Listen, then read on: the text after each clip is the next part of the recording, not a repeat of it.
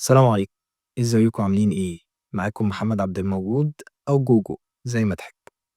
النهارده هنتكلم عن حاجة مختلفة خالص عن كل اللي احنا كنا بنتكلم عليه قبل كده، من تحليل ماتشات او تاكتكس او حتى البودكاست او كلام على الجولات في الدوريات او الدوري الابطال. ولكن النهارده هنتكلم عن حاجة تانية خالص، هتبقى موجودة معانا ان شاء الله كل يوم خميس على حوالي الساعة 9 مساء، وهي قصة أسطورة لاعب كرة قدم. كل يوم خميس هيبقى فيه معانا قصة وحكاية للاعب أسطوري في تاريخ كرة القدم، من بدايته لحد ما اعتزل وكل حاجة والتفاصيل عنه.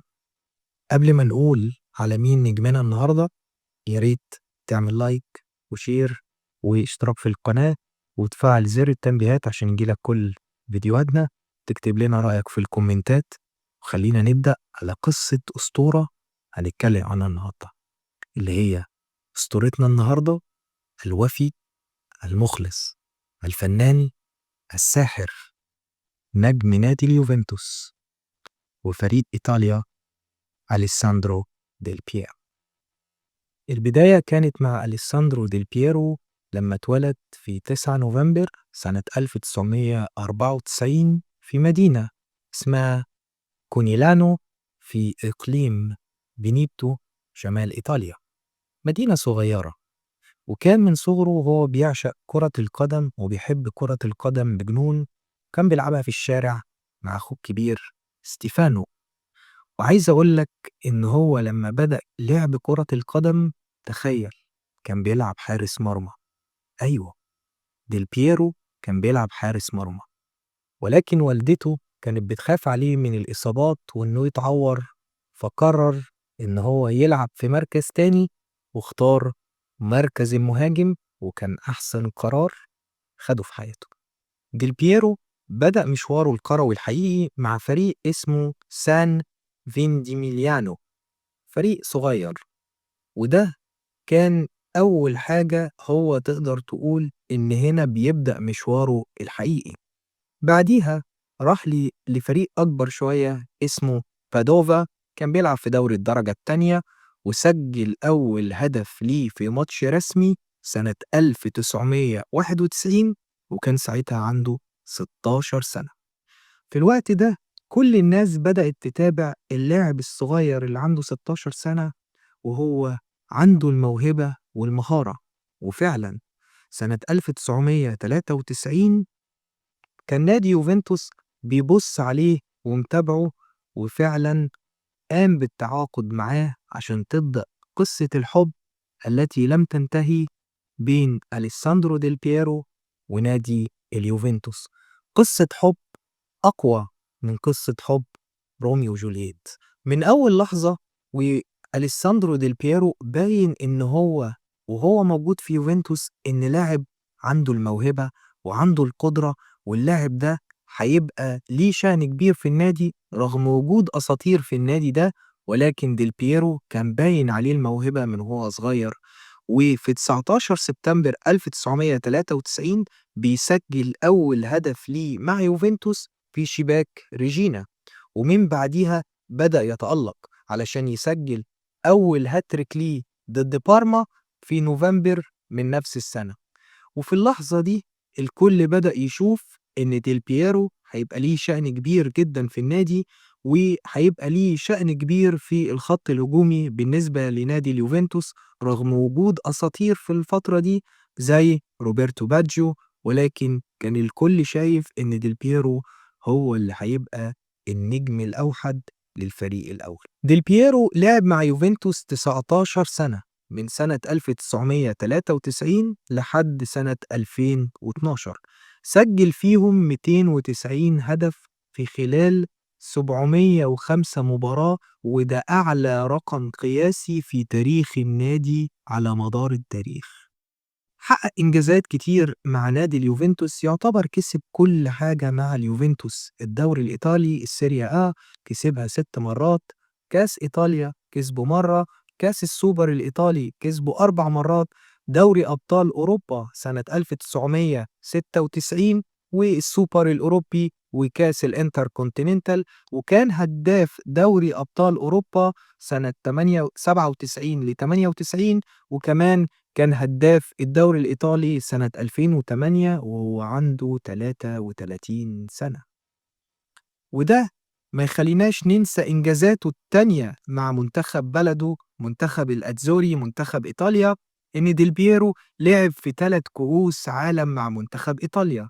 لعب في 98، 2002، و2006، وأهمهم كان 2006 لأنه حصل على كأس العالم في 2006 اللي كانت بتقام في ألمانيا، وساعد إيطاليا في التأهل بالذات في مباراة نصف النهائي قدام صاحب الأرض منتخب ألمانيا، لما سجل الهدف الثاني بعد مباراة ماراثونية، وكانت مباراة مجنونة قدر خلالها ديل بيرو إن يقتل الألمان لما سجل الهدف الثاني.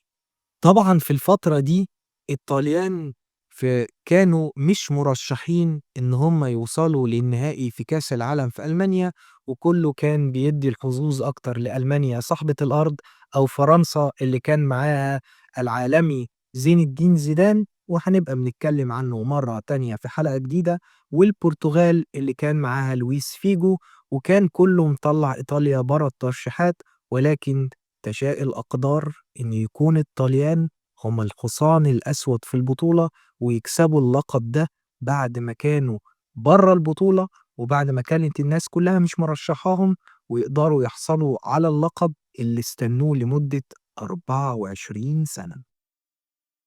لكل لاعب كرة قدم أكيد في فترات بتعدي عليه هي أسوأ فترات حياته، وهي فترة الإصابات. وأكيد ديل بييرو مش هيكون مختلف عن أي حد لعب كرة قدم وتعرض ليها للإصابات، ولكن أحيانا الإصابات على قد ما كانت بتبقى قوية وقدرة اللاعب إن هو يرجع يلعب تاني، على قد ما كانت بتأثر على مستواه. لأن في سنة 1998 أليساندرو ديل بييرو تعرض لإصابة قطع في الرباط الصليبي، بس ده ما خلهوش يقدر إن هو ينتكس أو يحصل له أزمة ويقول خلاص. وفي الوقت 98 ده الرباط الصليبي مش زي دلوقتي، الطب كان مختلف، العمليات كانت مختلفة، وعملية الاستشفاء ما كانتش بنفس القدرة على إنك تحصل دلوقتي عملية استشفاء زي الأوقات اللي موجودة حاليًا، ولكن هو كان عنده دايمًا العزيمة إن أنا لازم أرجع أقوى من الأول، وده يدّيني إصرار إن أبقى أحسن من ما كنت.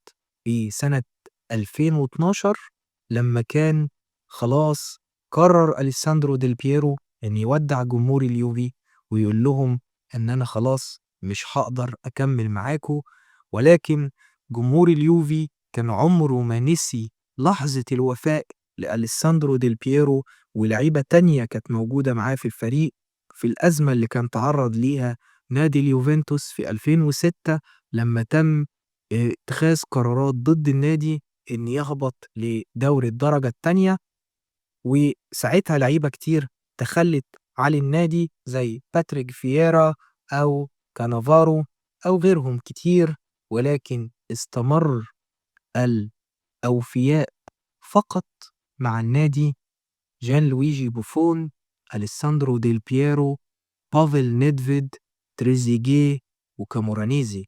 وساعتها كان في مقولة شهيرة جدًا لأليساندرو ديل بييرو اتنشرت حتى في الصحف الإيطالية، قال أن الرجل المخلص لا يترك امرأته أبدًا، في دلالة على إنه أنا قاعد مع النادي، أنا مش ماشي، أنا مستحيل أسيب الحب اللي أنا باحبه ليكم وحبيبتي اللي هو نادي اليوفنتوس. وعشان كده كانت دايمًا جماهير اليوفي بتبُص على أليساندرو ديل بييرو إنه اللاعب المخلص الوفي اللي ما عملش زي غيره وساب النادي في أحلك اللحظات، بل وقف وكمّل معاهم، وفعلًا نزل ولعب معاهم في دوري الدرجة التانية لحد ما صعدوا السنة اللي بعديها للسيريا A مرّة تانية. ولكن في الفترات زي ما كنت باقول لكل حاجة ليها بداية ونهاية، والحياة لازم يكون ليها بداية ونهاية. بعد 19 سنة قضاهم في نادي اليوفنتوس، قرر أليساندرو ديل بييرو إنه يودع جماهير اليوفي سنة 2012 في واحدة من أحسن اللحظات اللي مرت على جماهير يوفنتوس، وهي كلها بتسقف له وكله بيعيط لما عرفوا إن ده آخر مباراة لأليساندرو ديل بييرو، وإنه مش هيلبس رقم 10 تاني بتاع اليوفي، وإن هم مش هيشوفوه في الملعب. اللاعب المهاري المخلص الوفي اللي قدم كل حاجة للنادي، وكان كل من في الملعب يبكي حزنا على وداع أليساندرو ديل بييرو لمحبوبته السيدة العجوز اليوفنتوس. بعد ما ساب اليوفنتوس قرر إنه هيلعب فترة صغيرة زي ما أغلب اللعيبة بتعمل. أول ما بيسيب النادي اللي اتربى فيه أو النادي اللي بيحبه واللعب فيه كتير، بيروح يلعب سنة أو اتنين في دوريات أقل علشان ياخد مبلغ مالي، أو على الأقل يقدر إن هو يبقى عنده لسه أنا قادر إن أنا أدي سنة أو اتنين كمان، فممكن ألعبهم في دوري أقل. وبالفعل راح لعب في الدوري الأسترالي، راح فريق سيدني اف سي، لعب معاهم من 2012 لحد 2014 موسمين بس. وبعد كده راح تاني لفريق في الهند في ديلي دايموندز، وكان لعب معاهم من 2014 ل 2015، ودي كانت آخر محطة ليه. وبعديها اعتزل الكرة وقرر إن هو خلاص أنا كده تمام، أنا حققت كل اللي أنا عايزه مع منتخب بلدي ومع نادي ومحبوبتي اليوفنتوس. بعد آخر مشوار ليه في لعبه في النادي الهندي، قرر أليساندرو ديل بييرو في 2015 إن يعلن اعتزاله رسميا لكرة القدم، وقال خلاص أنا استكفيت، أنا لعبت في أحسن نادي كنت ممكن أتخيل إن أنا ألعب فيه وهو يوفنتوس، وأنا ما عنديش حاجة تانية أقدمها، ومش ندمان على أي لحظة قضيتها مع النادي، بل بالعكس لو رجع بيا الزمن تاني هاعمل نفس اللي عملته مع اليوفنتوس هو بالظبط. أنا ما عنديش أي حاجة أقدمها لليوفنتوس غير حبي اللي هيفضل موجود في قلبي لحد آخر لحظة في عمري. بعد ما اعتزل وقرر إن هو خلاص أنا هابعد عن الكورة، قرر إن هو زيه زي أي حد هابدأ أشوف أي حاجة تانية أعملها علشان خاطر تدخل لي مصدر رزق. فراح فتح مجموعة من المطاعم في لوس أنجلوس، وده كان بيدخل له دخل محترم جدا، وأصبح إن هو واحد من ضمن رجال الأعمال بعد ما المطعم بتاعه دلوقتي كبير ومعروف ما شاء الله، وبيتردد عليه ناس كتير بسبب إنه أسطورة، وبسبب إن وجود عدد كتير جدا من الجالية الإيطالية اللي عايشة في أمريكا مع المشاهير ومع الناس اللي بتحب أليساندرو ديل بييرو، اللي هو فعلا كان في الملعب لاعب موهوب ومهاري، وبره الملعب لاعب محترم ووفي ودمه خفيف وقريب جدا ومتواضع مع الناس كلها. كلامنا النهارده لما كان على أليساندرو ديل بييرو، احنا ما كناش بنتكلم على لاعب كرة عادي ولا لاعب كرة موهوب بس، احنا كنا بنتكلم على لاعب كرة موهوب، لاعب كرة حريف، لاعب كرة مفيش حد اختلف عليه، لاعب كرة يرمز إلى الوفاء والإخلاص والتواضع والحب. كل ده كان في لاعب واحد، لاعب قضى حياته مع معشوقته الأولى والأخيرة، وهي السيدة العجوز نادي اليوفنتوس ومنتخب إيطاليا. قدم كل حاجة للكورة وما زال حتى الآن بيمتعنا لما بيطلع في الاستديوهات التحليلية بإطلالته البشوشة وكلامه الجميل والمحترم وروح الفكاهة اللي بيتميز بيها أليساندرو ديل بييرو. أليساندرو ديل بييرو ما كانش لاعب عادي، بل كان لاعب أسطوري، وفعلا كان يستحق إن احنا النهاردة نعمل عليه أول حلقة من سلسلة هتبقى موجودة في حلقات في قصة أسطورة. دي كانت حكايتنا النهاردة عن أليساندرو ديل بييرو. لو عجبتكم ما تنسوش تعملوا لايك وشير وسبسكرايب في القناة، وتقولوا لنا رأيكم في التعليقات.